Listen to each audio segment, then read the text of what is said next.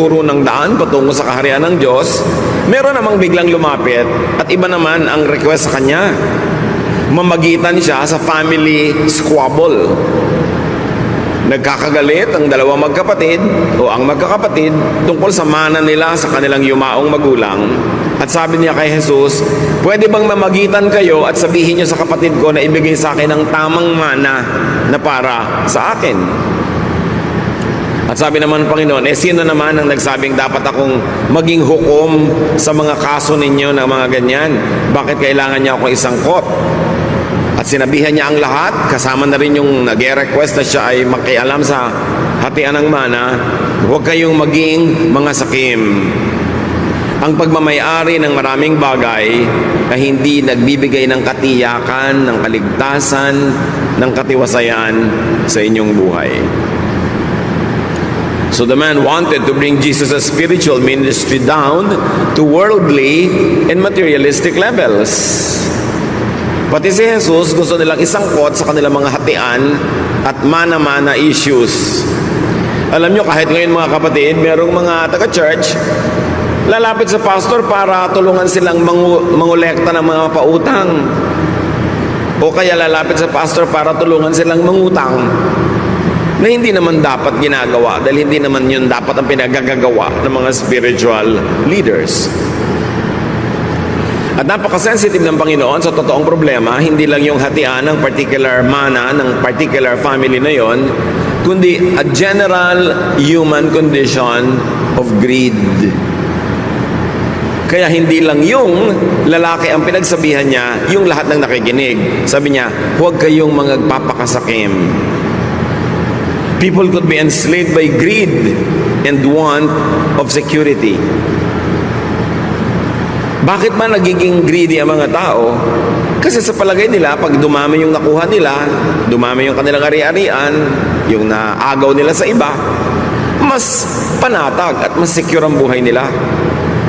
But people could damage and destroy family and social relations, in fact, their own souls, for money.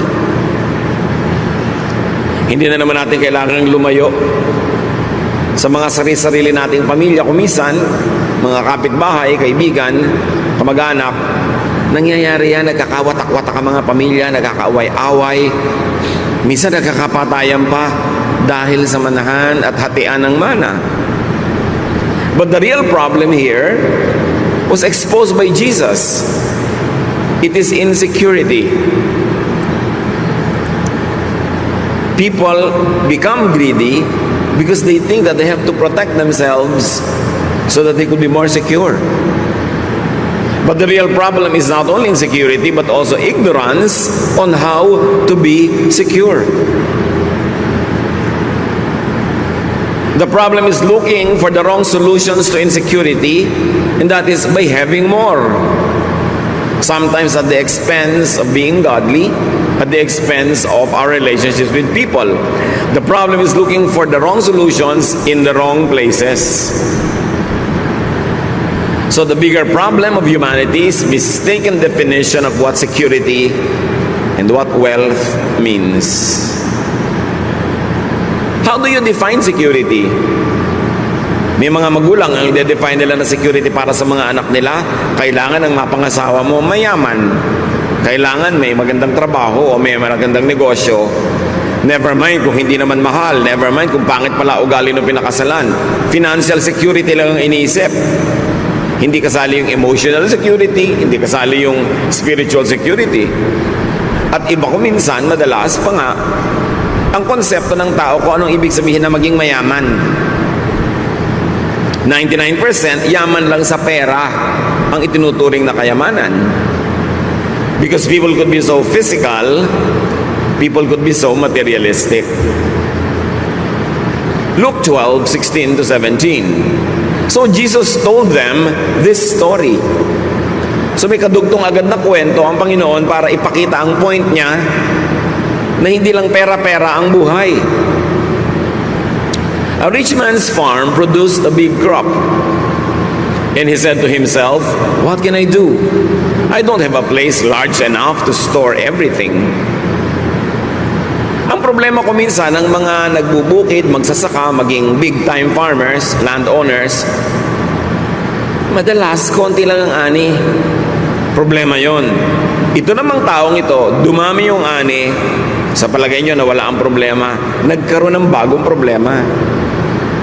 Sabi niya, saan ko kaya itatago, i-imbak itong napakarami kong ani? Saan ko ito ilalagay? When the man had a lot of harvest, he should have been secure at that point. But another problem and another need emerged. Storage. How to secure the grain, how to secure the wealth.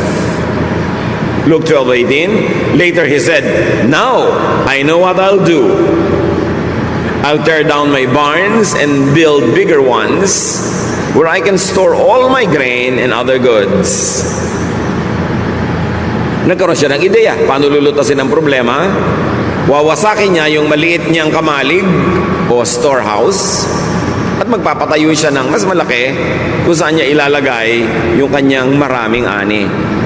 But you know what construction is? It is stressful.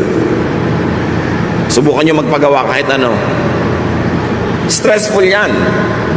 Nagkakaproblema ka sa manggagawa, kung may contractor ka, madalas magkakaproblema ka rin sa kanya. O nagkakaproblema siya sa iyo, may problema ka sa supplier, may problema ka sa lahat ng bagay. Stress.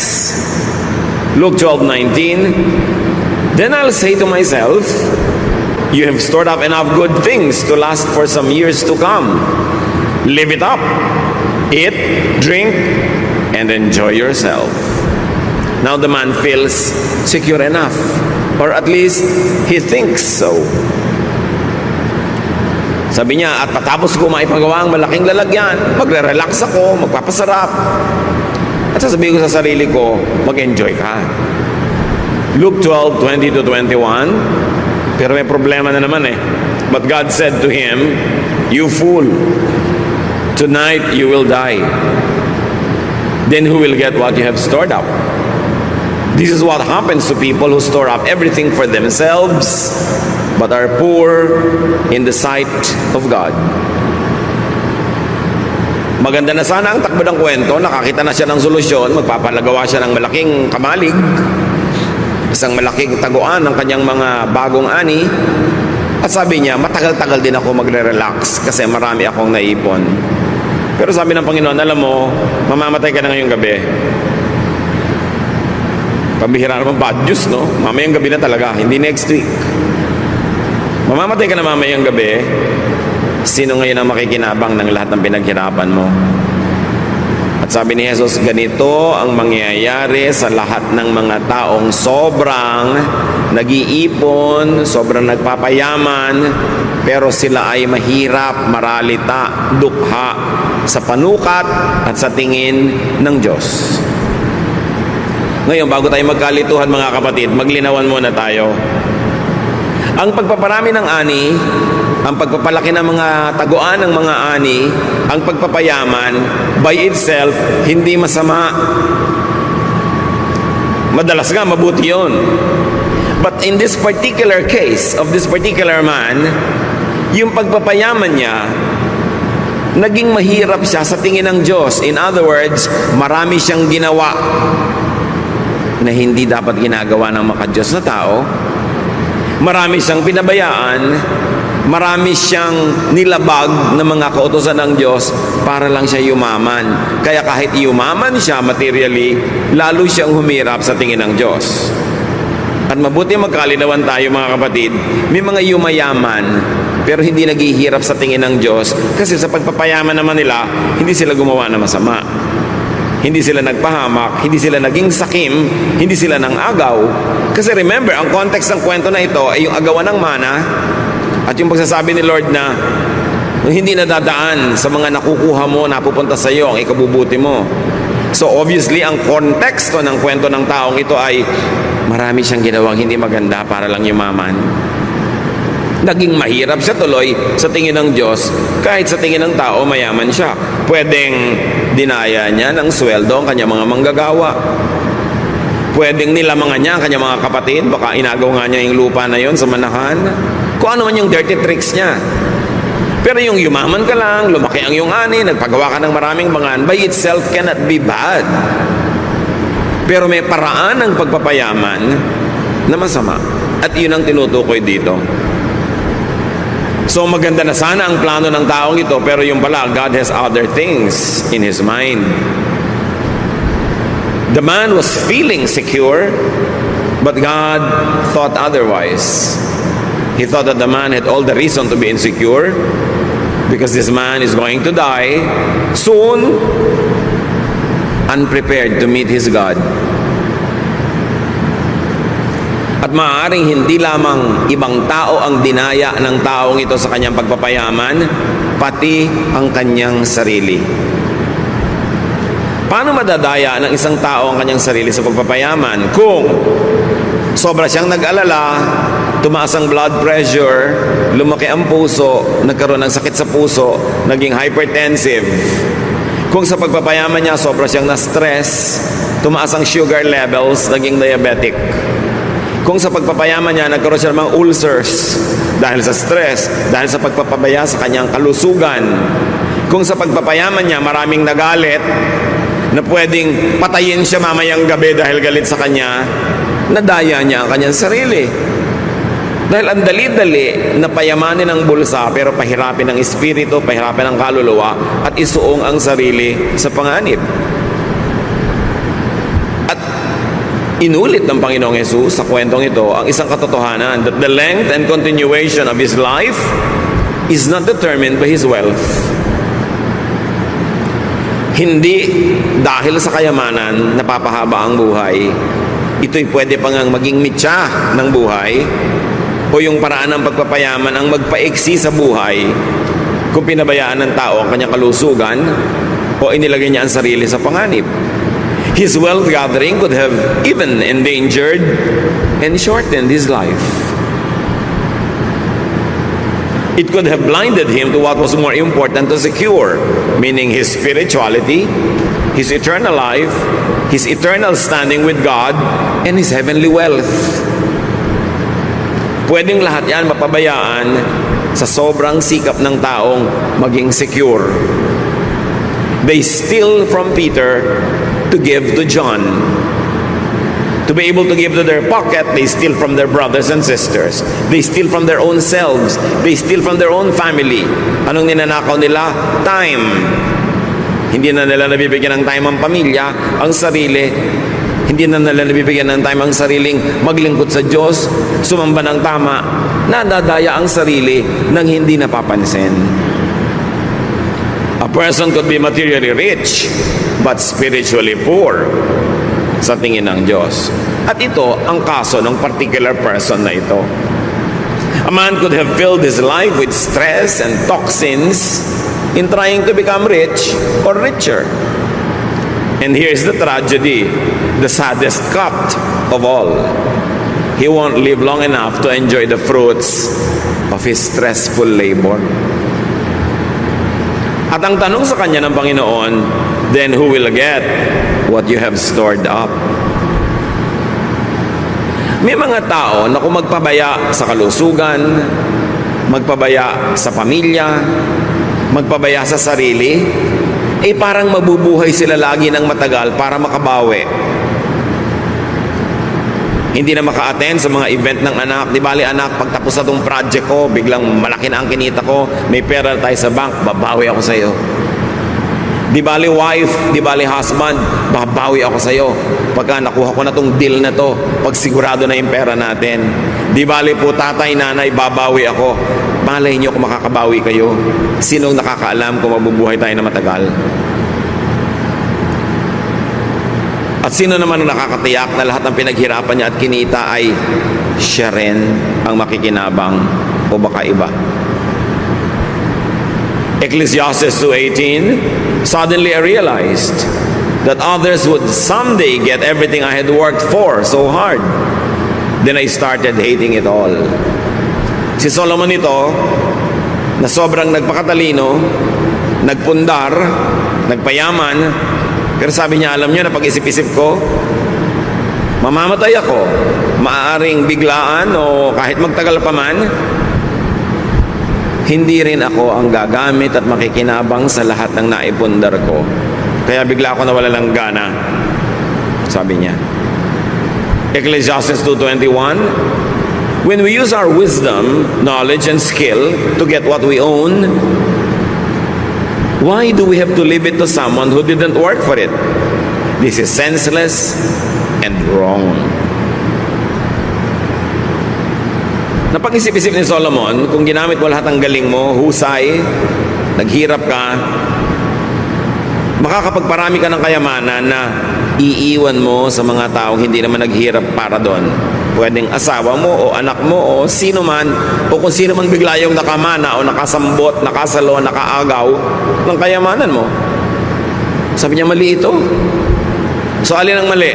Yung iiwan mo ang kayamanan mo sa iba o sobra mong dayain ang sarili mo, kawawain ang sarili mo at yung kapwa mo para ka magkaroon ng maraming pera ang hindi mo naman kayang ubusin at iiwan mo rin sa iba. Maaaring hindi mo kayang ubusin sa dami o kaya hindi mo kayang ubusin kasi mamamatay ka na pala. Iba ang makikinabang. Immediately may lesson dito mga kapatid. Have a slice of life every day, even during the days that you work hard. Kahit kayo nasa gitna ng isang napakahalagang proyekto na pwede kayong sobrang yumaman, huwag ninyong i-hold ang lahat ng bagay. Birthday ng asawa, birthday ng anak, may pagtitipon, meron kayong dapat magkita-kita. Saka na, next year na ako babawi. Paano kayo nakatiyak na may next year? Kaya dapat araw-araw, linggo-linggo, buwan-buwan, iniaagaw yung kasiyahan, yung pag-enjoy, yung pagiging mabuti, maibigin, mapagmahal, thoughtful, laging isinisingit, kahit busy-busy kayo na nagpapayaman at sinasabi nyo, di bale, matapos lang ito, mag-enjoy na tayo. Kung yun nga, binawian ka bigla ng buhay o kaya sila ang binawian ng buhay. Kaya dapat huwag ipagsapalaran ng ganung mga halagang bagay. Laging isingit. Huwag kayong ipon ng 10 taon, tipid ng tipid, hirap na hirap para magkaroon ng grand vacation after 10 years. Kung ika-9th year, kayo biglang natigbak. Paano? Siyempre, kung may asawa kayo na byuda siya, tuloy ang biyahe. Iba na lang ang kasama. Sabi ni Solomon, bakit may kailangan mag-enjoy ng pinaghirapan ko? Nangyayari yan. Hindi masamang magplano, magtipid para sa isang malaking bakasyon o malaking project. Pero huwag niyong kalimutang magkaroon din ng mumunting mga bakasyon, mumunting mga piyesta, mumunting mga saya, kahit sa panahon na busy kayo trying to collect wealth. Don't put all of your pleasures and your happiness and your kindness and love on hold because you're waiting for a big day. Because it will happen, it might come, but you are not sure if you will be there to enjoy it. Kapag nakinig tayo sa mga turo ni Jesus, live by the day, nakinig tayo sa mga turo ni Solomon, huwag kayong sobrang ipon at baka mamaya, wala naman kayo para yan ma-enjoy. Ibig sabihin lang, be fair to yourself, be fair to your loved ones, be fair to your family. Don't put all of your security in what you are trying to collect, to amass. Because life could be taken back anytime. The solution to insecurity is not more wealth. Hindi ko mo ang yaman-yaman ng tao nagiging secure. Napapansin nyo ba habang yumayaman, mas nagiging sakim? Kasi mas lalong nai-insecure. Yun nga magaganda eh. Yung magaganda na, hindi pa makontento, padagdag pa ng padagdag, patanggal ng patanggal, paretoke ng paretoke. Walang contentment ang tao. So don't ever think na pag dumami yung pera nyo, makukontento na kayo. Security is not in more wealth. Hindi sa pag-ibig sa pera at pagsamba sa pera. Ecclesiastes 5:10, if you love money and wealth, you will never be satisfied with what you have. This doesn't make sense either. Have you realized this, mga kapatid? You are never satisfied with anything that you love. Kaya pag tao yung love nyo, you are never satisfied. Laging kulang ang oras, kulang ng panahon, kulang ang pag-ibig, kulang at kulang at kulang. Kasi ang iniibig nagiging poon. Nakaka-addict. Lalo lang nagiging kulang. So kung pera ang iibigin ng tao, hindi siya kahit kailan makokontento. Ecclesiastes 5:11, the more you have, the more everyone expects from you. Your money won't do you any good. Others will just spend it for you. Tanungin niyo ang mga OFWs kung hindi yan totoo. Sabi niya, alam niyo, hindi solusyon na dumami ang pera para ka maging secure. Subukan ninyo. Sabi niya, padamihin mo ang pera mo, pagtagumpayin mong negosyo mo, palakihin mo ang sweldo mo, dumadami ang hihingi, dumadami ang aasa, kulang at kulang pa rin. Sige, patayin mo ang sarili mo.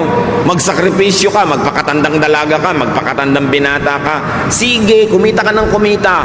Uubusin ng mga kapatid mo, ng nanay mo, tatay mo, kung sino-sino, mga pinsan mo, ang perang kinikita mo. Sige, patayin mo ang sarili mo. Akala mo, tama yan? You think that by earning more money, you will have more money? No! By earning more money, more people will spend it for you. Sabi, kailangan magpakatalino ka sa buhay. Hindi pagdadagdag ng pera ang solusyon sa lahat. And here, we should apply the lesson spiritually.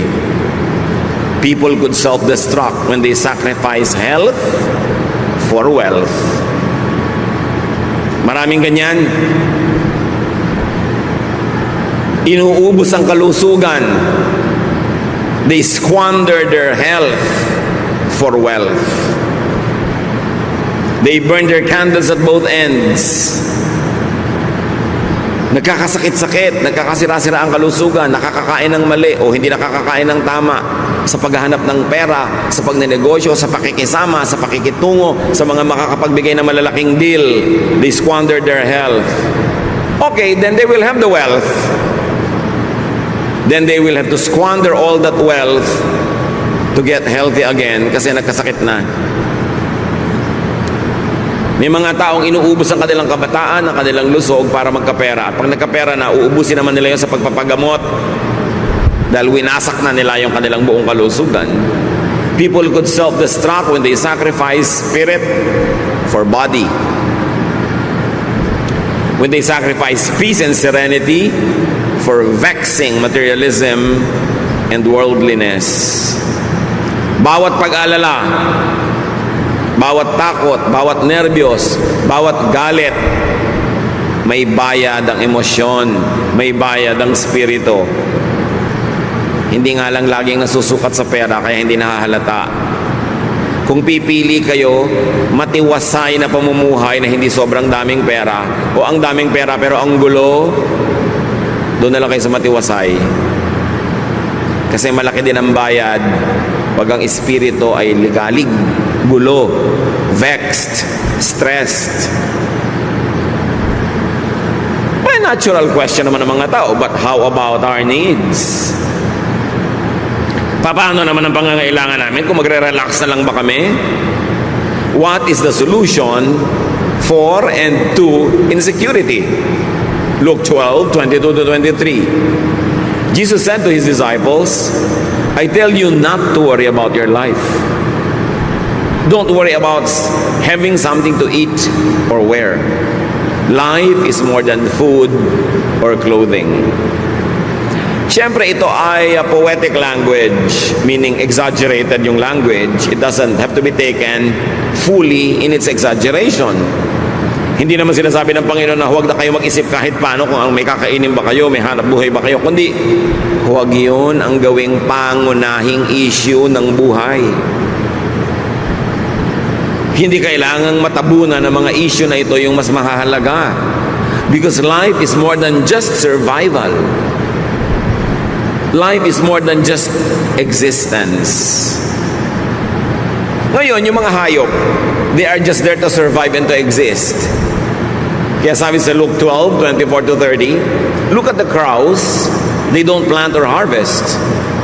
They don't have storehouses or barns. But God takes care of them. You are much more important than any birds. Can worry make you live longer? So ipinakita ni Lord, tao kayo, meron kayong ibang mas mataas na layunin sa buhay. Yung mga hayop, ang layunin lang nila mabuhay. In fact, hindi naman alam ng mga hayop na mamamatay sila eh. Tao lang sa creation ang alam niya na mamamatay siya. Kaya sabi niya, tingnan mo yung mga hayop, hindi sila nag-aalala. Eh sila nga mga hayop, pero inaalagaan sila ng Diyos. Kayo pa kaya ng mga tao? Dapat mas mataas kaysa sa mga hayop ang inyong iniisip. Ang iniisip lang ng hayop sa umaga, makakain, tas masaya na siya. Pero hindi lang pagkain o inumin ang iniisip ng tao. So dapat may gawin kang gawin para masecure na yung pagkain at iniinom mo at nang meron ka naman ngayong oras para gawin yung mas mahalaga sa buhay. Kaya ang sobrang karukhaan ay kaaway ng ating espiritualidad. Kasi pag isang kahig, isang tuka, isang trabaho, isang kain, isang trabaho, isang kain, mauubos na lang yung buhay mo, hindi ka nakalampas doon sa basic na kailangan kang may kainin, inumin, ibayad sa kuryente, tubig, may ipamasahe, tapos namatay ka na lang, yun na lang ba ang buhay? Kailangan ng tao makalampas sa basic needs niya, financially, materially, and very importantly, spiritually and intellectually. Kailangan siya secure enough para hindi yun ang pinoproblema niya at makapag-focus siya sa mas mataas na layunin kung ba't siya nabubuhay sa mundo. At yun ang malungkot, maraming mga tao, because they are saddled with poverty, they are not able to go beyond the basic necessities of life all their lives. Hindi na natupad yung mga dapat mangyari. Yung mga musician dapat walang na-compose ng musika. Yung mga dapat writer walang naisulat. Yung mga dapat philosopher hindi nakapag-isip at nakapagturo. Kasi araw-araw wala silang ginawa kundi maghanap ng iinumin at kakainin para lang sila mga ibon. Kaya duty natin ng mga tao sa ating sarili na paunlarin ang ating buhay, magsikap tayo, magpakasipag, magtrabaho doon sa area kung saan tayo binigyan ng Panginoon ng mga gifts and strengths and talents para yung kailangan natin meron. At pag nandun na yon, secure na tayo para mag-isip ng ano pa nga ba ang mission ko sa buhay? Ano pa ang dapat kong tungkuling gampanan? At ano pang mga sarap ang dapat kong lasapin na naghihintay sa akin dahil kaya naman ako nilikha ng Diyos para ma-enjoy ko ang kanyang creation. Hindi para araw-araw maghanap buhay lang ako na kulang at kulang pa rin. Kaya dapat ang tao, una, nagsisikap, maging self-sufficient siya, hindi siya aasa sa iba. Makaproduce siya ng sapat sa kanyang sarili. At sabi pa nga sa Bible, makapag-produce ng lampas sa kanyang kailangan para makapagbigay siya sa mga tunay na nangangailangan. Mga may sakit, sobrang bata, sobrang matanda, mga incapable of making something for their own livelihood. At pagkatapos nun, to focus on higher levels of existence, on higher callings, on more profound devotions, bago siya humarap sa may kapal. Kaya kalaban natin ang poverty.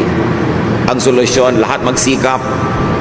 Ang solusyon, magpakabuti, magpakahusay, tulungan ng kapwa para maging mahusay din siya, para lahat tayo makagraduate sa survival level. Nakakalungkot, alam nyo yan, marami mga tao mula isilang hanggang mamatay, isang kahig, isang tuka. Hindi natupad ang napakaraming magagandang bagay na mangyari dapat kasi inalipin ng karukhaan. Maaaring karukhaan na minana niya at mga karukhaang inimbento na rin niya para sa sarili niya dahil wala siya ganap na ginawa para matakasan niya yon sa kanyang sariling panahon. Verse 26, Luke 12. If you don't have power over small things, why worry about everything else? Look how the wildflowers grow. They don't work hard to make their clothes. But I tell you that Solomon with all his wealth wasn't as well clothed as one of these flowers. God gives us beauty to everything that grows in the fields, even though it is here today and thrown into a fire tomorrow. Won't He do even more for you? You have such little faith. Don't keep worrying about having something to eat or drink. Only people who don't know God are always worried about such things. Your Father knows what you need. Magkakakonekta itong mga teachings na ito ni Jesus tungkol sa greed, security, tungkol sa sense of security, sense of meaning. May kahulugan lahat. Kailangan, hindi lang sa material na bagay ka nakatuon. Pero para ka makalaya sa pagtutuon sa material na bagay, dapat ma-meet mo na yung mga basic needs mo. Then lalaya ka na, then higher needs naman. But in all levels of society, rich or poor, man's usual worry is material security. Hindi ko mamayaman ng tao, secure na. Kaya mga yumayaman nga, ayaw tumigil pa magpayaman Kasi mas nai-insecure. Mas natatakot bumalik sa hirap. Mas nagkakaroon ng mga phobia. Ang solusyon nila, maging greedy. Hindi naman lahat. Pero madalas ganon. Man's usual neglect is spiritual security and wealth. Ano po ba ang spiritual wealth? Magkano yon? Hindi nga yun dinadaan sa pera. Ang kayamanan ng materialistic na tao, pera, ari-arian, bagay.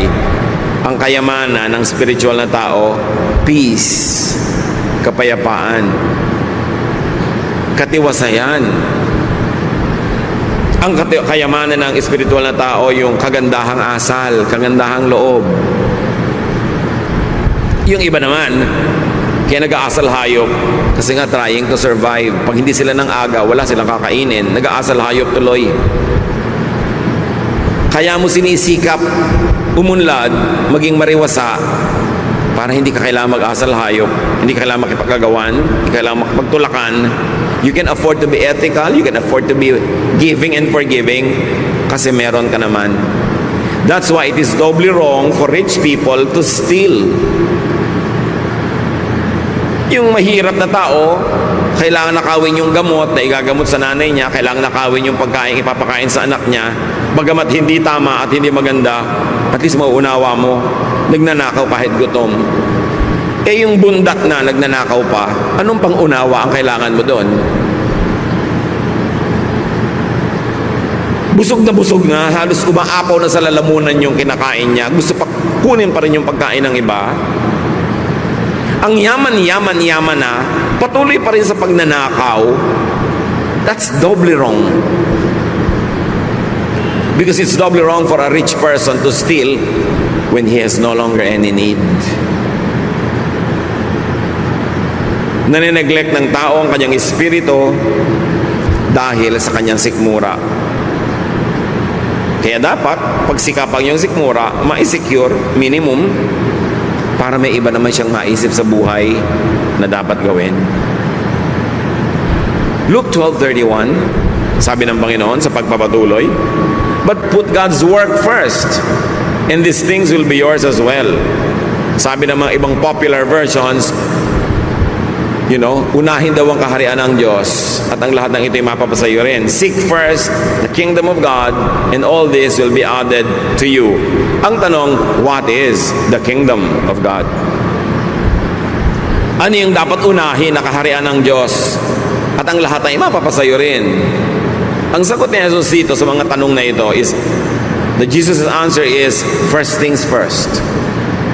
God and God's work first. You want to be secure? Subukan mong unahin ang sarili mo, unahin ang bulsa, unahin ang mga material na bagay. Hindi ka masya-secure kahit kailan, lalo ka lang magiging matakaw, magiging greedy, magiging needy. Kaya mga sobrang mahilig sa love and romance, laging nagiging needy and greedy and addict. Hindi nasasatisfy kahit kailan. Kasi mali ang pinaghahanapan ng security. Hahanap ka ng security sa kapwa mo tao lang, kapwa mo tao lang yan. Pwede yung magtaksil, pwede yung magkulang, o pwede yung biglang mamatay. Paano ka masisecure? Maghahanap ka ng security sa material things, so pwedeng nakawin ng iba, mabulok, mag-depreciate. Paano ka masisecure doon? Seek God first and His kingdom, and all this will be added unto you. And what is that? God's outward work through you. God's work, yun ang unahin. At isang meaning ng God's work is what God does through you. Through your service. Through your ministry. Unahin mo yon. Dahil pag inuuna mo yon, malalagay ka sa tamang landas, kasabay mo si Jesus, sinusundan mo ang Diyos, yun ang daan patungo sa security. God's work, defined for God's kingdom. But God's work is not only God's work through you. Hindi lang yung ikaw ay servant, hindi lang yung ikaw ay minister, hindi lang yung ikaw ay naglilingkod. God's work is also God's work inward in you. Dalawa ang gawain ng Panginoon. Gumawa through you, through your service, at gumawa in you. Yung nangyayari sa iyong kalooban, sa iyong espiritu, sa iyong kaluluwa, sa iyong pagkatao, maging sa iyong katawan. Unahin din yon. That is also seek first God's kingdom. Hayaan mong ang Panginoon ang magturo sa iyo, umakay, baguhin ang ating mga masasamang ugali, pagandahin yung magaganda ng mga ugali, lalo nang pagandahin pa yung makapaghari ang Espiritu ng Diyos sa ating puso na tayo nagkakaroon ng katahimikan, kapayapaan, contentment, godliness, joy. Unahin yun. So, in practical terms, meron ako ang laking kikitain dito, pero malalabag ang konsyensya ko, maguguluhan ng aking espiritualidad, masisira ang aking relasyon sa Diyos, masisira pati ang ministry ko sa Panginoon, di wag na lang. Yun ang ibig sabihin ng seek first His kingdom and His righteousness, and all this that you want will be added to you. It will be added later, not before. Meron akong ambisyon, pero kailangang makipagkalas ako sa mga taong mahalaga sa akin, lumayo ako sa mga mahal ko sa buhay, maligalig ako, malungkot ako. Seek first yung paghahari ng Diyos. Yung God's kingdom, hindi lang yun yung pupuntahan mo sa mga ulap-ulap pag namatay ka in the next life. God's kingdom is the kingdom of God inside your heart. Ang paghahari ng Diyos, hindi sa mga alapaap, kundi sa puso mo. Yun ang unahin. Kung sa maganda mong project, sa gagawin mong ambitious thing, kakailangan mong patalsikin si Jesus mula sa trono ng puso mo, at iba ang iluklok mo doon dahil may project ka, unahin mo na lang ang paghahari ng Diyos sa iyo. Doon ka masesecure. Huwag kang magpapadaya na magiging secure ka sa pagpapaalis sa Diyos sa buhay mo para habulin mo yung mga gusto mo. Marami ka naman pwedeng habulin, nakasabay mo ang Diyos, tinutulungan ka pa niya, tinutulak ka pa sa paghahabol mo para ka mapabilis. Bakit ka maghahabol sa mga bagay na maglalayo sa isa Diyos? Lalo ka lang may insecure. At ibalik natin sa pera yung usapan. Ba't mo na ipagbibili ang iyong kaluluwa para sa pera? What does it profit a man to gain the whole world and lose his soul to the devil? Ito ang mga bagay na nalilimot ng maraming tao ngayon Sobra kasing secularized na mundo, sobrang materialistic. Basta pera na, kahit Diyos kakalimutan, kahit ang pagiging maka-Diyos, isa sa isang tabi, kahit ang kapayapaan, kahit ang kapayapaan sa pamilya, isa sa isang tabi, inuuna yung ganung uri ng security. In practical terms, marami ng mga kapatid nakakalungkot. Gusto nating unawain, pero yung may asawa dito, pupunta abroad, magpapakasal doon para maging citizen. Pagkatapos sa kalibutan na yung asawa dito, nagkawindang-windang na yung buhay nila, nagkagulo-gulo. Unahin mo na lang yung paghahari ng Diyos sa iyong buhay, yung mas payapa. Kahit hindi ganun kalaki ang naging oportunidad mo sa buhay, tahimik naman. Yung kasing katahimikan, kapayapaan, walang price tag. Kaya kung minsan, akala natin walang halaga. Ito, tandaan nyo. Basta may price tag, mura yon. Kasi may price tag na may halaga. Ang mahalagang bagay, yung hindi nalalagyan ng price tag. Katahimikan ng loob, kapayapaan, tiwasay na konsyensya, masayang pang-araw-araw na pamumuhay kahit simple. Dapat yun ang inuuna. Yun ang turo ng Panginoon. Luke 12:32-33. My little group of disciples Don't be afraid. Your Father wants to give you the kingdom. Sell what you have and give the money to the poor. Make yourselves money bags that never wear out. Dramatic kasi ang mga contrasts, ang mga paghahambing ng Panginoon, kaya madalas pwedeng pagkamalian ang pagbabasa. Hindi siya kontra na magkaroon ka ng pera, hindi siya kontra na yumaman ka, pero kontra siya sa pagkakaroon ng pera, pagyaman na ang kapalit ay nawawala ang paghahari sa iyo ng Diyos. Pero kung pwede mong pagsamahin sa isang masayang pagsasama, then hindi na masama. Sabi niya, alam niyo mga mumunti kong mga estudyante, huwag kayong kabahan. Huwag kayong nervyusin. Huwag kayong matakot. Gustong-gusto ng Ama sa Langit na ibigay sa inyo ang kaharian niya. Hindi niya gustong ipagkait.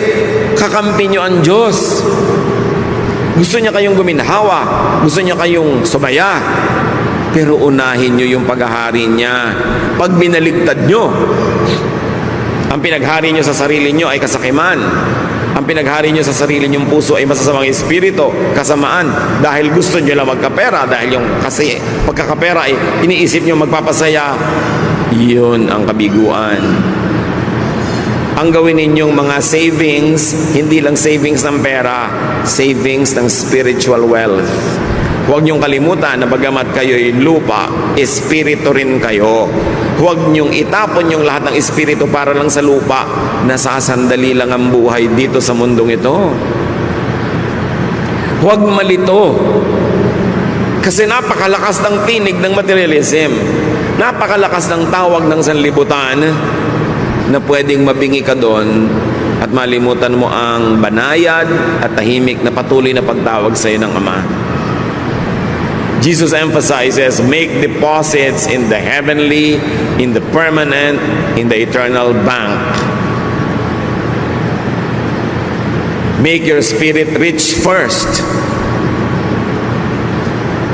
Make your spirit rich instead, kung kailangang mamili. And this is the kingdom of God inside you.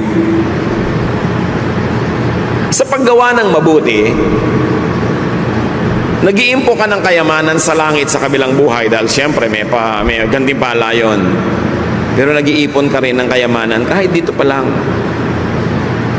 Pero sa pag-iimpok doon sa kabilang bangko na gumagawa ka ng masama sa sarili at sa kapwa, may bayad din.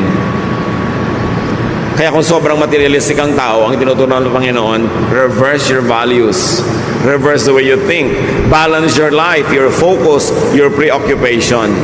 Luke 12:33 to 34. Make sure your treasure is safe.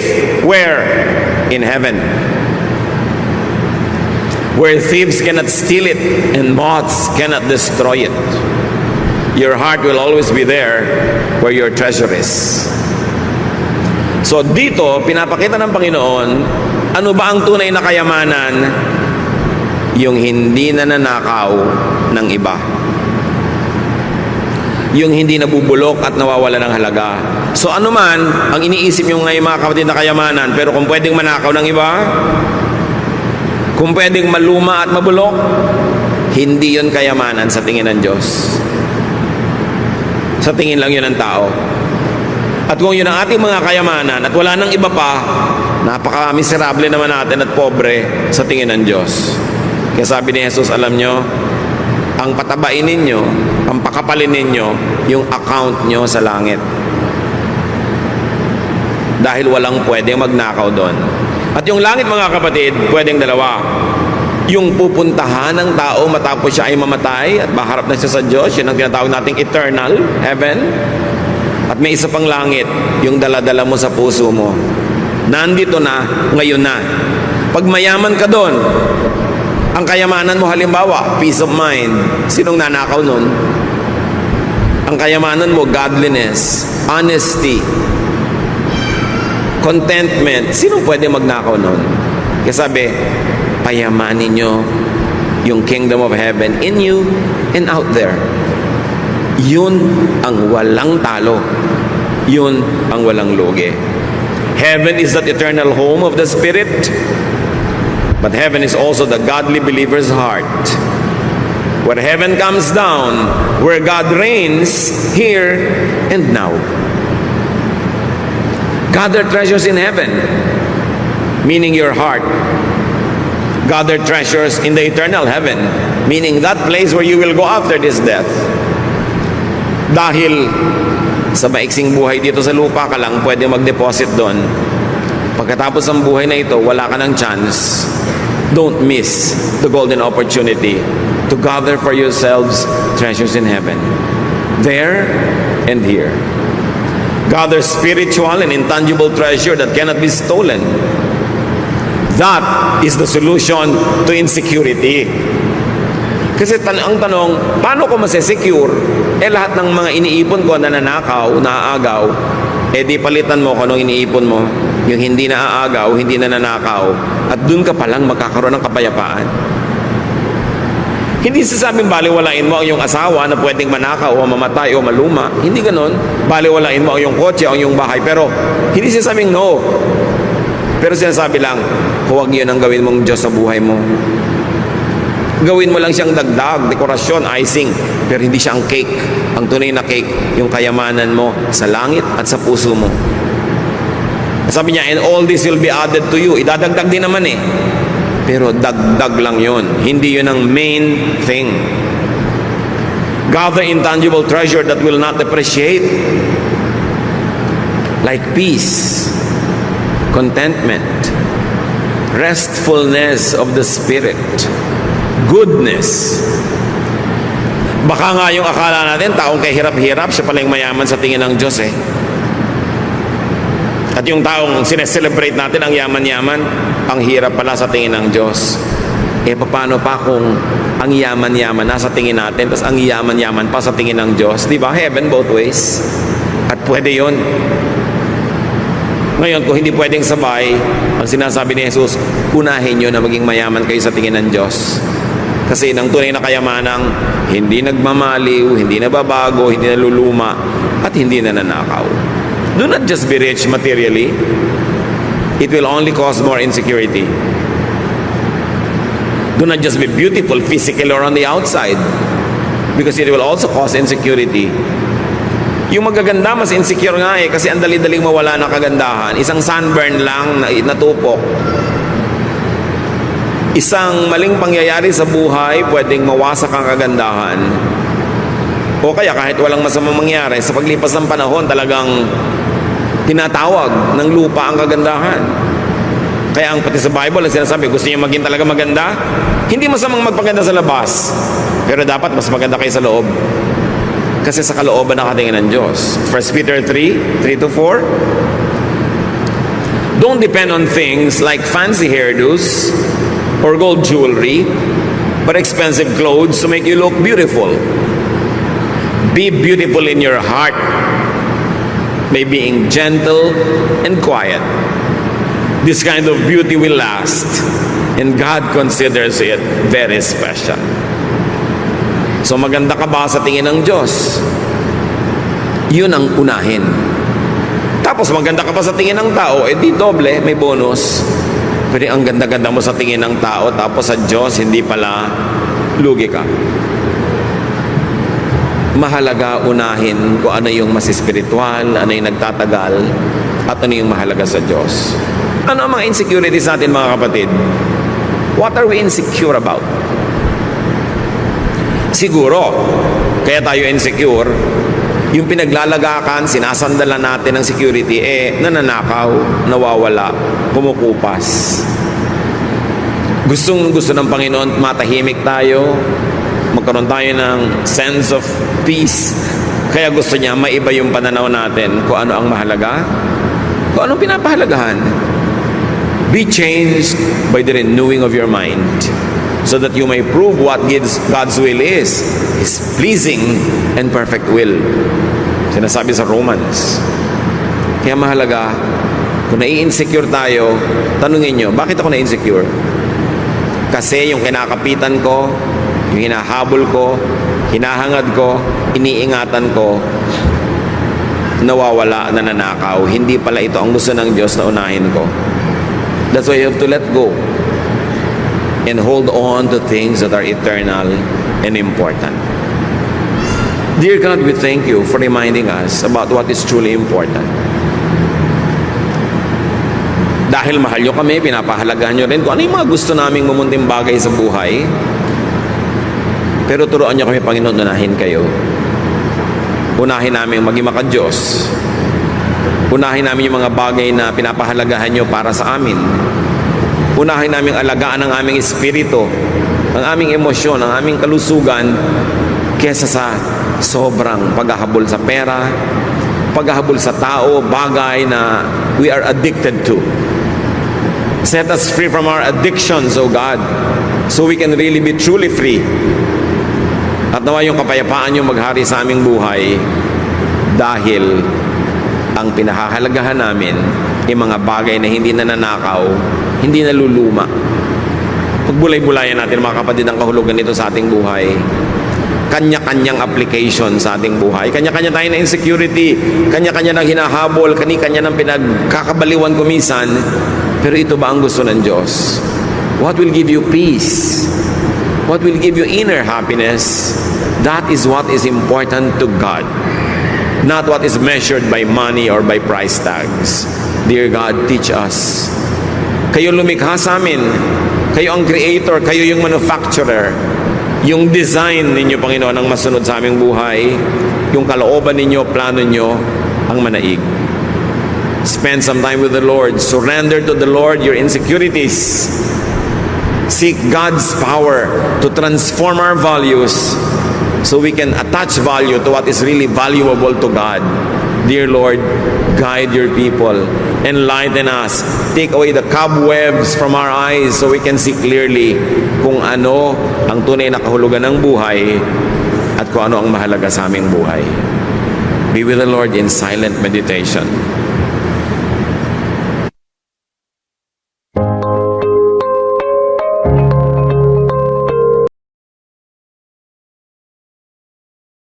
Wala naman talagang namamatay eh. Kahit yung isda na namatay, kinain mo, naging part of you na siya, di buhay pa siya.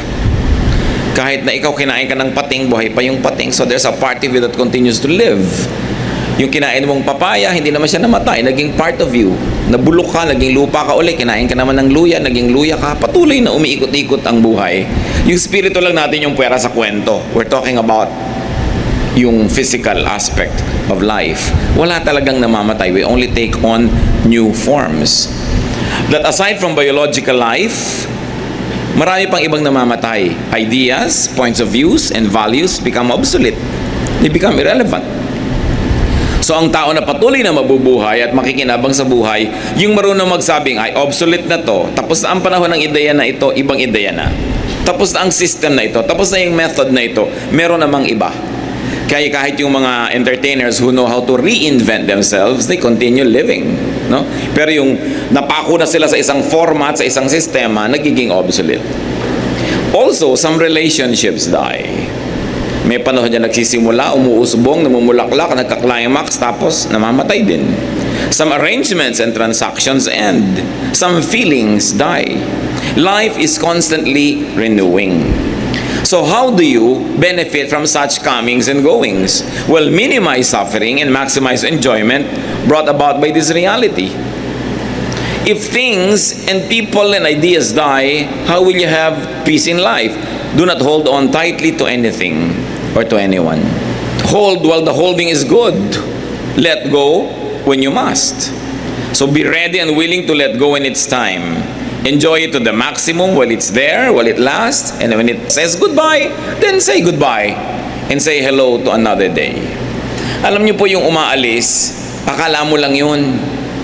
Halimbawa, nasa pier ka, may barko ka, nakakaway-kaway, ang laki-laki ng barko, nakatingala ka pa. Paglayo ng paglayo nun, nagiging paliit ng paliit. Sa tingin mo lang, pero yung tao naman naghihintay sa kabilang pier, palaki ng palaki sa kanya yung barko dahil dumadating sa kanya. So, depende lang sa punto de vista kung papaalis ba o paparating ang isang bagay. Kaya dapat kung papaalis na, mag-goodbye ka na. Kung paparating, mag-hello ka. Maraming mga tao hindi masaya kasi pinipilit mag-hello sa papaalis at mag-goodbye sa paparating. Ang sinasabi ni Solomon, yung mangyayari. Kailangan marunong kang tumimpla sa panahon. Na ito talaga. Ito ang panahon, therefore ito. Si Percy Shelley, sabi niya, we look before and after and pine for what is not. Kaya daw laging malungkot ang tao. You only look before and after. You don't look at the now. Ang laging inaasam, the good old days or the coming future. You neglect to enjoy the present. At hinahanap yung wala, ang hinihingi yung imposible. At sabi ni Alexander Pope, be not the first by whom the new is tried, nor yet the last to lay the old aside. Para ka masaya, dapat hindi ka extreme. Do not be too early or too late. Many people are too early for their times. So ano nangyayari? They are killed. And then later on you say they are martyrs, but they're ahead of their time. Ano naman nangyayari doon sa too late? Wala na. Naiwan na sila ng lahat ng benefit. Kaya dapat marunong kang sumakay sa panahon. There's a time to plant and a time to uproot. Ano yung uprooting? Ang marahil na tinutukoy dito na itinatanim. Halimbawa, gabi, you uproot to harvest. You don't uproot to destroy, but just to harvest and to continue the life cycle. So it means that you plant and you harvest. Planting and harvesting have to be scheduled because seasons and environmental factors figure in agriculture, even in man's affairs. May mga panahon talaga, pagka sa palayan, pagka hindi ka nagtanim agad, huli ka nagtanim, huli ka nga ani. Ang problema, umani na yung iba, naiwang ka pa, may grain, hindi pa hinog, lahat ng daga sa bukid lilipat sa'yo kasi ikaw na lang yung mayroong grain, nahuli ka, kaya sorry ka na lang. Kaya sabay-sabay yan, pag nagtataniman, sabay-sabay. Yung hindi marunong sumabay sa takbo ng panahon, yun ang laging may conflict. Yun ang laging may problema. So plant on time in order to harvest on time. Now, planting is not only to agriculture. Planting could be in terms of investments. When do you invest? When you are prosperous, when you have many other things to spare. And also, when you are still strong, so that when you become weak and you begin to be weak, you begin harvesting. Kailan ka kukuha ng insurance? Pag bata ka pa, para mura. Pagka bata ka pang wala ka pang sakit, no? Ano ka, love ng insurance, may sakit ka na, i-insure ka pa? No way! Di ba? Gusto ko siyempre pagkakitaan o insurance. Kaya pagka nagkakatanda ka na, ayaw ka na insure. So, kailan ka magpapa-insure? When you are still very, very acceptable. Dapat may oras yan. Pati relationships. Pagmamahal, kailan ka magmamahal, kailan ka aanin ang pagmamahal na yon, timing. Verses 3 to 8. There is a time for killing and healing, for destroying and building, for crying and laughing, weeping and dancing. A time for throwing stones and gathering stones, a time for embracing and parting. There is a time for finding and losing, keeping and giving, for tearing and sowing, listening and speaking. There's also a time for love and hate, for war and peace. So lahat ng extremes na yan may panahon. And many times, the morality of something, a deed or an act, depends heavily on its timing. Bihirang-bihira yung absolutely right and absolutely wrong at any given time. The time colors its correctness or wrongness. Kaya there's a time to keep quiet, there's a time to speak. And what was appropriate to say 1 second ago no longer is if you are late. Therefore, it is no longer good to say. Napakahalaga, may panahon. Pati ang pag-ikot ng mga planeta, ang paglubog at pagsikat ng araw, lahat may panahon. So there's a time to kill and heal, not only people, but also ideas and arrangements. To destroy and build, to cry and laugh, according to what we have read, to weep and to dance. So kung masaya ang panahon, makisaya. Kung lungkot, makilungkot. Huwag laging nakasalungat. There's a time to gather and a time to scatter. To earn and to spend. Habang tama to earn, pero mayroon din tama mga kapatid to spend. Huwag lang kayong earn ng earn, save ng save. There's also time to splurge. Lahat ng yan, basta tama ang panahon, gumaganda. Everything in its time. There's a time to collect and to distribute, to get and to give, to embrace and to part, to find and to lose. Pag merong nawala sa inyo, anong reaksyon nyo? Initially, lulungkot ka kasi nawala. Pero dapat sandali lang yon. Ang matira na dapat, magpasalamat ka kasi nawala. Bakit? Nawalan ka lang kasi nagkaroon ka na. Yung hindi nagkakaroon, hindi yun nawawalan kahit kailan. No? Something's lost and something's gained in living every day. And you can't lose what you never had. You can't lose what you never found. So when you lose it, you say, sayang naman, I feel bad I lost it. But on the other hand, I should feel good. Because I used to have it. Nagkaroon na ako. Nakatikim na ako. Nakahiram na ako. At yan ang ginasabi natin sa mga tao. Pinapahiram ka ng anak, pinapahiram ka ng kapatid, ng asawa, ng kaibigan. Dumarating ang panahon, binabawi. Ang natitira sa tao, sama ng loob. Samantalang dapat magpasalamat ka, aba, nakatikim ka. Nagkaroon ka, nakahiram ka. So panahon na para isoli yan.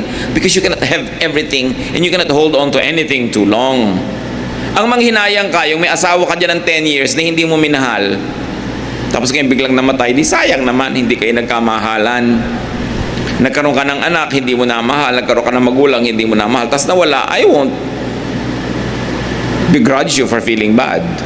Kaya ang dapat nga, i-maximize mo yung relasyon habang nandun. Para pag nawala, nagdaramdam ka lang at nawala, pero ang pinakamatagal mo ring mararamdaman, pasalamat pa rin. Kasi, at least pinagbigyan ka ng langit, nakaranas ka na magkaroon. A good attitude when you lose something or someone is to be thankful for having found and enjoyed it. Salamat, nakahiram. Sabi niya, there's a time daw to listen. When is a good time to listen? It is when you do not understand. Baligtad ang mga tao. When they do not understand, ang ingay. But it's a time to listen when you do not understand so that you will have a chance at understanding it. Magkaroon ka man lang pagkakataon na maunawaan yon. Another good time to listen is when you don't like what you hear. Why? Why should you listen when you do not like what you hear? Because it will open up your mind to another possibility, to another arrangement, another way of thinking and doing things. You should always give a chance to what you do not want to hear. Because those that you like to hear, you will always get to hear anyway. Kasi pag gusto mong marinig, gagawa ka ng paraan marinig mo yon. Yung ayaw mong marinig, lagi mong pagsasarhan, hindi mo na madidinig kahit kailan. Kaya mga marurunong na tao, nananahimik. Pag may nadidinig silang hindi nila naiintindihan o ayaw nila, alam nyo na, ginagawa ng mga mangmang. Pag may nadidinig silang hindi nila naiintindihan, nakikipag-compete sila agad. At kung ayaw nila yung nadidinig nila, nire-reject nila agad. Kamangmangan yun. Give it its day in court. Whatever it is. Kasi hindi mo alam, doon nag-e-expand. Kailan nag-e-expand ang ating brain? When we accept what previously was unacceptable. No? Or when we reject what previously was acceptable because of reasoning. Kailangan nag-iisip ka. A good time to speak is when you have a good message and a good timing and when it is constructive. Speech also has its bad time. Kahit maganda yung message mo, pag wrong timing, baliwala rin yun. Timing, you will realize, is nearly as important as the message itself. Na kung marunong ka mag-time, more is gained under the sun. Now, time is ephemeral. It passes. It always moves. So what do? You enjoy good times. It will not be forever. Lagi kong sinasabi sa mga may anak, enjoyan yung mga anak nyo hanggang mga 5, 7 years old. Yung lagi kayong inaakyat na parang puno, laging nakakalong, laging ayaw humiwalay. Kasi mamaya ayaw na nyo makita kayo kasabay sa mall eh. No? Lalo pag nag-high school, nagka-college na. Samantalahin nyo na habang laging nakadikit sa inyo. May panahon para doon. Ngayon, kung kailan naman yung mga bata ayaw lagi kayong kasama, lagi nyo pinipilit sumama. Kaya lagi may struggle. Nung bata na gustong sumama, lagi nyo iniiwan. Wrong timing. May panahon. Pagka nakita natin na may panahon na ganito, ang matatanda, pagka siyempre nagkakaedad na, yung panahon na para maging sentimental, maging matampuhin. So panahon na yan para bigyan ng maraming oras at panahon. Pero merong oras siya na mas gusto niya, independent siya. Hindi niya masyadong pinapansin. Lahat halos ng gulo ng mga pamilya, wrong timing. Ang pagbabantay, ang pagluluwag, ang pagsasabi ng yes and no, wrong timing. So when the time is good, enjoy it. It will not always be like that. ano sasabihin nyo, paano kung bad yung time? Well, just endure bad times. Tulad ng good times, they won't be forever. Pag alam mo na yung saya, aalis din, sasamantalahin mo. Pag alam mo na yung lungkot, hindi rin magtatagal, aalis din, tiisin mo na lang, aalis din yan, pagsasawaan ka rin yan. Walang lungkot na forever because nothing is perfect.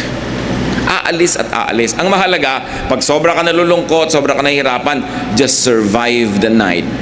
May darating ding umaga. Huwag ka lang maglaslas ng pulso o uminom ng lason o tumalon sa dagat kasi maiiba rin yung chemistry ng katawan mo bukas.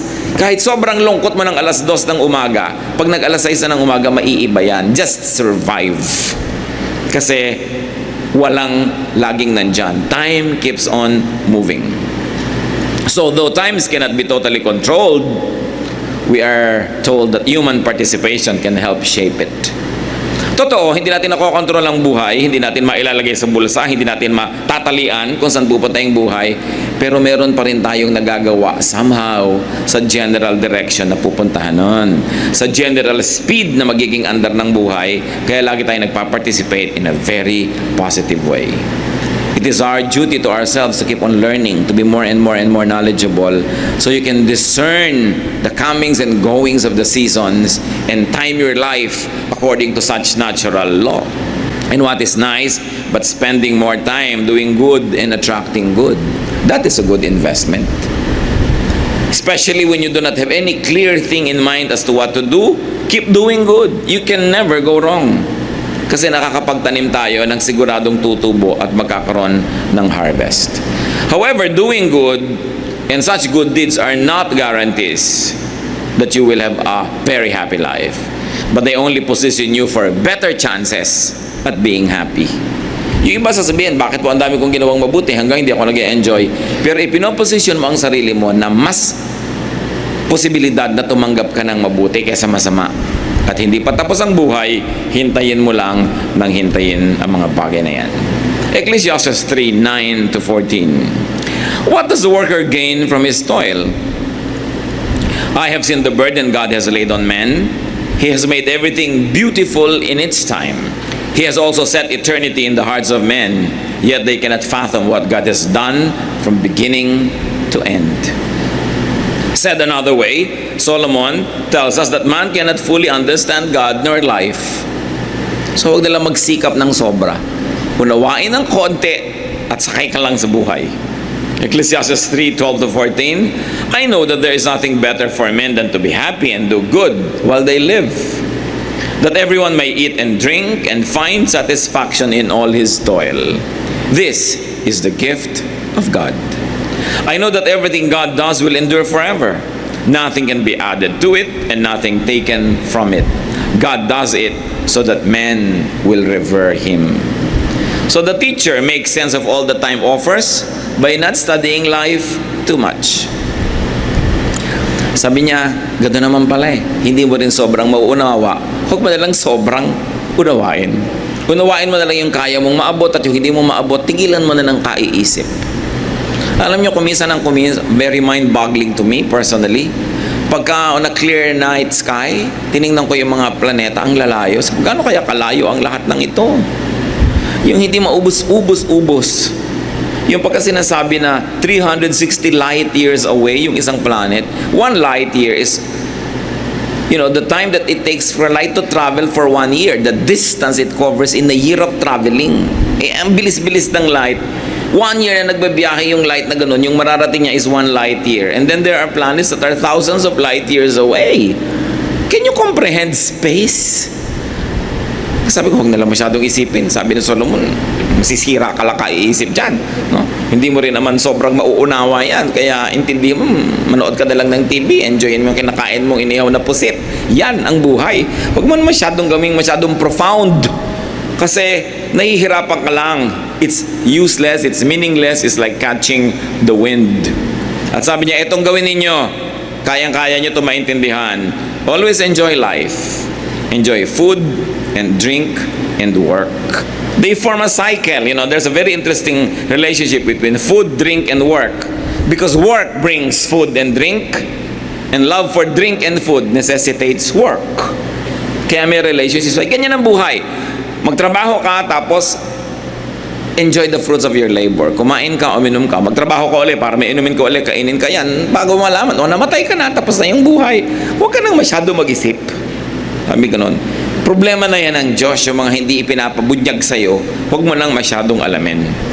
And we should be thankful for work. Enjoy work.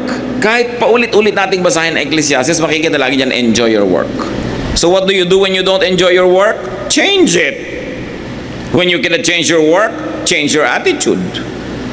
Pero kailangan matuto ka mag-enjoy ng ginagawa mo. Why? Because you have to do it anyway. Sino ang masaya? Sino yung malungkot? Yung papasok, ang bigat ng puso, ang bigat ng loob, nagdadabog, o yung papasok na ine-enjoy na rin niya, kahit nag-aayos lang siya ng mga nabuhol na paperclip, ang saya-saya na niya. So at the end of the day, sinong masaya sa buhay? Kailangan dapat marunong tayong umimbento ng kasiyahan. Kasi lugi ka pag dumaan ng isang araw na hindi ka nasyahan. Kasi kahit kailan, hindi na yun babalik. Hindi na. Yung lugi mo doon, lugi mo na yun forever. Meanwhile, yung saya mo doon, wala nang makakaagaw sa'yo. Natapos na. Sumaya ka na. Sino pang makakaagaw noon? Kahit lumungkot ka ngayon, yung kahapon na masaya ka, hindi na pwedeng palitan. Kaya dapat ang tao marunong gumawa ng saya. At hindi lang yun, mga kapatid. Pinapayagan natin yung kapwa natin na umimbento ng saya niya. Hindi natin siya kinikilljoy, hindi natin siya laging pinagbabawalan, lagi na lamang na sinisiraan ng loob, dinidiscourage, pinapagilty. Kasi kanya-kanyang gawa ng saya yan. May mga tao naglalaba, mga bula-bula lang ng laba, sumasaya na sila. Can you take that away from them? Kung total, lalaban mo rin lang yan. Kung nagdadabog ka, nahihirapan pa yung loob mo. Wala kang magagawa tungkol dyan. But God keeps control and understanding of life out of man's reach. Sabi ni Solomon, para lagi siyang irespeto at sambahin.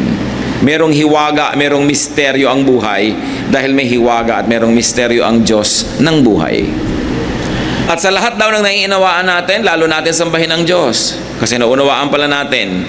Pero hindi natin nauunawaan, lalo naman tayong sumamba kasi hindi nga natin nauunawaan. Sa Kanya natin iasa. When you have this positive attitude, it is difficult to make you sad. It is difficult to rob you of your happiness. Let's go on, chapter 3, verse 15 of Ecclesiastes. Whatever has already been and what will be has been before, and God will recall the past to account. So niya wala namang bago, paulit-ulit lang lahat ng bagay. Kahit fashion, paulit-ulit lang lahat ng bagay, walang bago.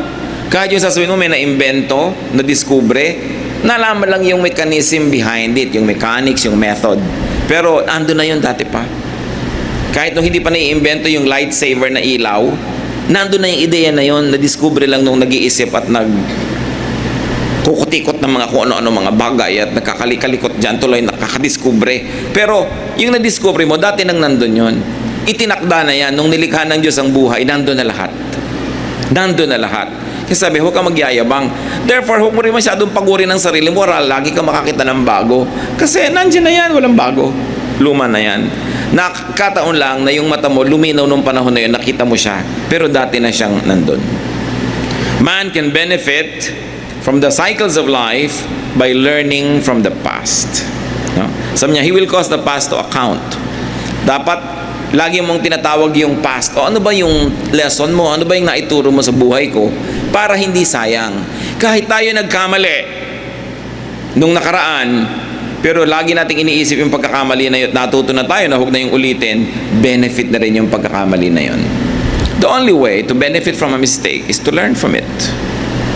Kaya mga taong nagkakamali sa buhay natin, tinatanggal natin sila agad, wrong. Isipin mo, nagkamali siya, ngayon alam na niyang mali yun. Chances are, hindi na niya mauulit. Kumuha ka na isang bagong tao, hindi pa niya alam na mali yun, magkakamali uli siya. Paulit-ulit lang yan. Kaya mas maraming mali na nagawa yung tao sa'yo, mas asset mo yan sa buhay. Kasi at least by elimination, marunong na siya. Alam na niya kung ano yung mali. 5 na lang, paulit-ulit at sinasadya niyang ulitin yun. Pero asset yung nagkakamali. Alam yung isang taong maraming naging mali, yung isang taong walang kamali-mali, sinong dapat mong pagtiwalaan doon? Yung marami na naging mali. Kasi marami na siyang na-realize, mali pala to, mali pala to. Yung hindi pa nagkakamali, hindi pa niya alam yun eh. Kaya yung nagkakamali, meron niyang pag-asa kung magiging positive yung attitude mo. Sabi mo, now I know. Hindi ko na siya ulitin. Or uulitin ko man siya, iiwasan ko na yung mga hindi magagandang bahagi nun.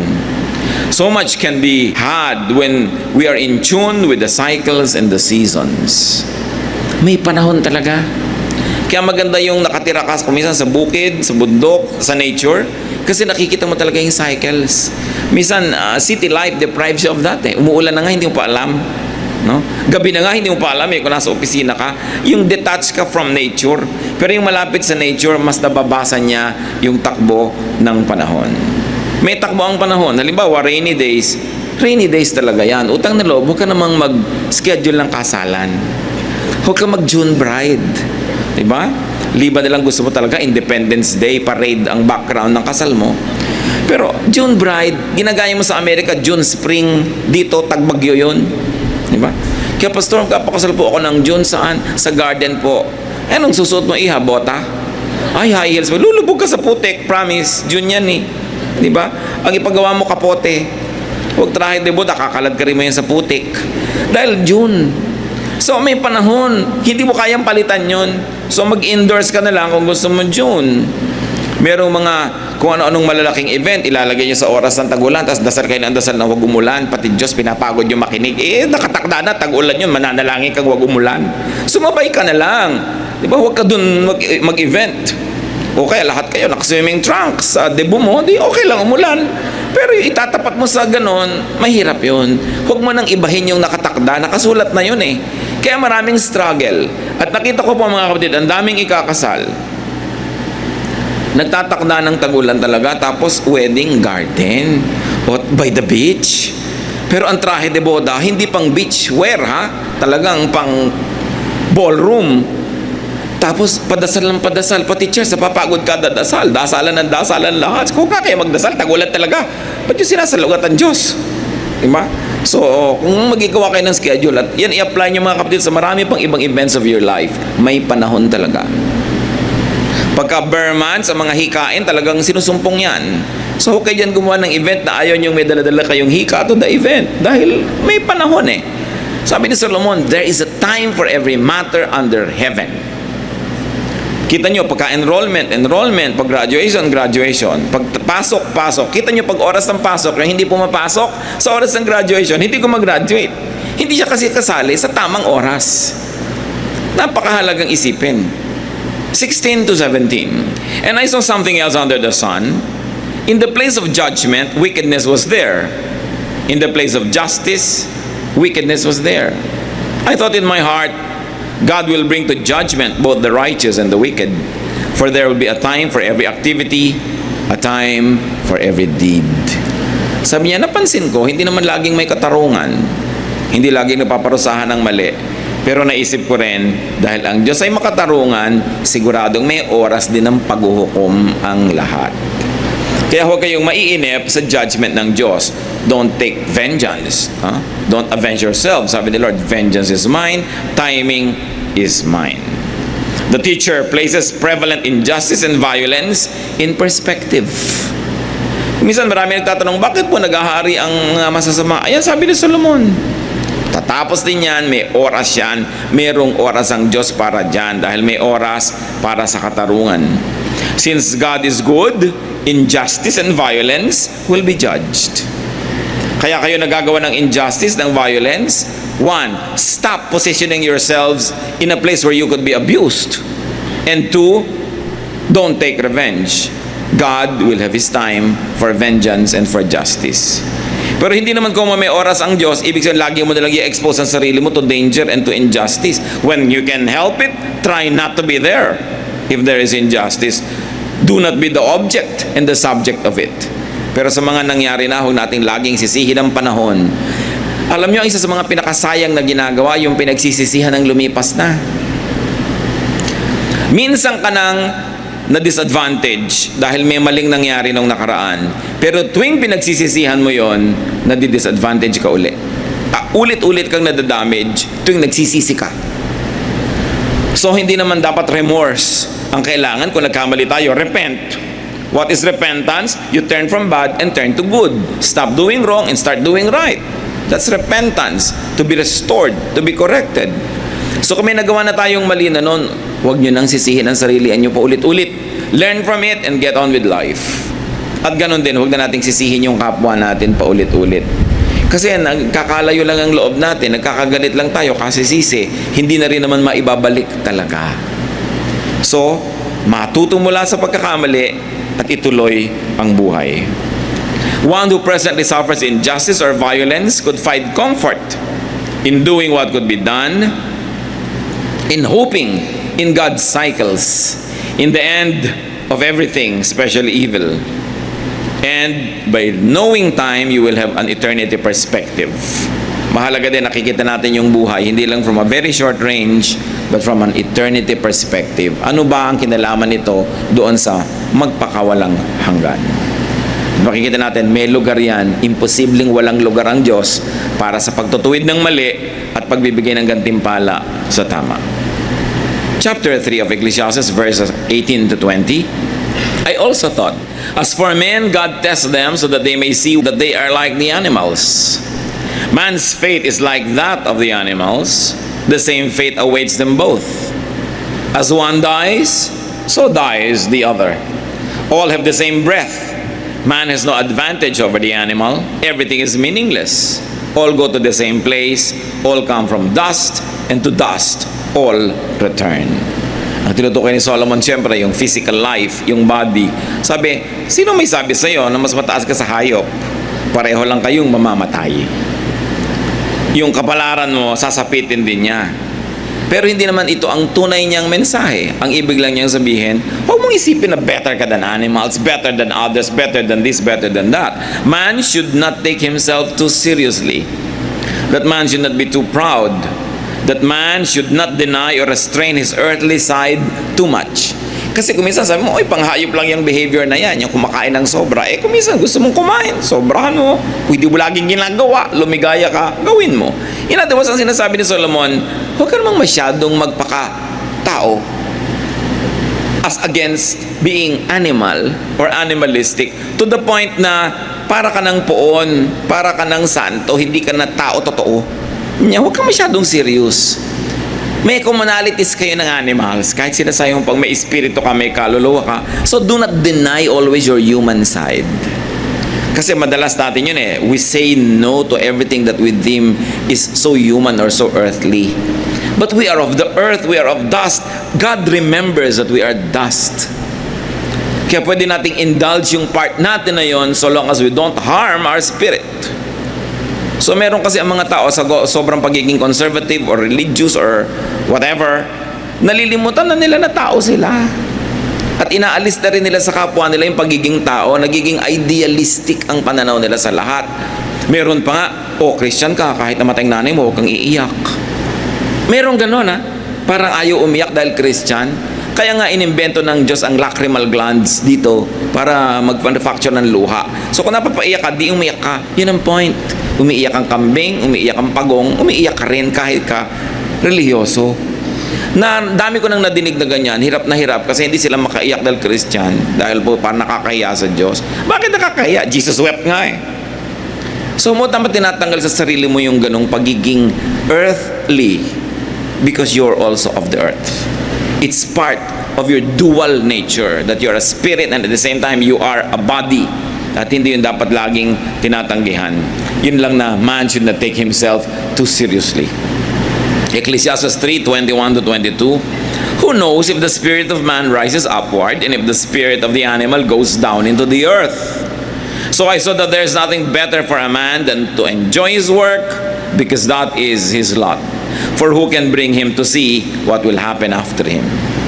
The question implies that no matter how theological you get, you are never really sure about the precision of your religious beliefs and expectations. Therefore, hindi ka dapat malugi.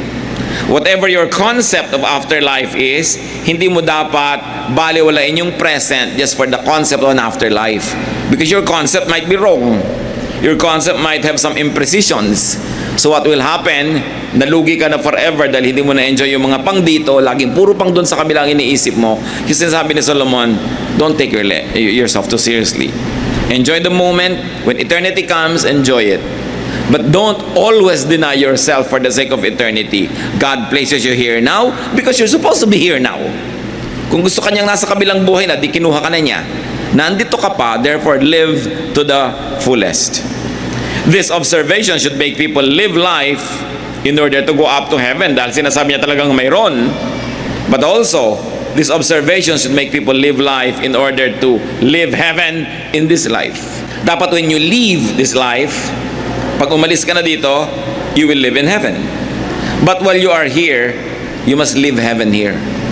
Dapat umimbento ka ng mga pockets of heaven. Gumawa ka ng mga heavenly moments, heavenly devotions, and heavenly vocations para kung ano man ang konsepto mo sa darating pa, mali-mali man yun na tama-tama, hindi ka na nalugi dahil dito pa lang sa buhay na ito, nakalasap ka na ng langit.